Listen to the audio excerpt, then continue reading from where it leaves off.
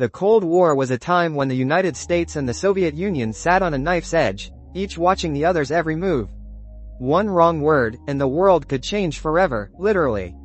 But apparently, the magnitude of the situation did not faze the leader of U.S.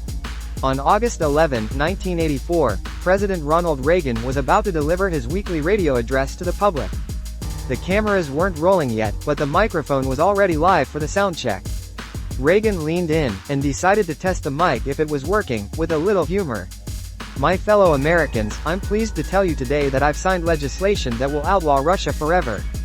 We begin bombing in 5 minutes. It was meant to be a joke.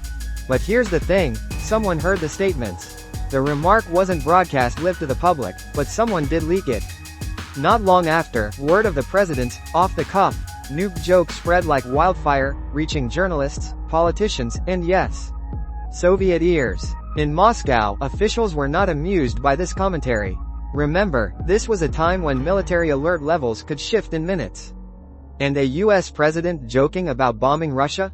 That was like tossing a lit match into a room full of gasoline. A very careless remark coming from the head of the state. The backlash was immediate. Critics called it reckless, dangerous, proof of how close the world was to a catastrophic misunderstanding and a war zone. Supporters brushed it off as Reagan being Reagan, a master of humor and confidence. In the end, no missiles were launched.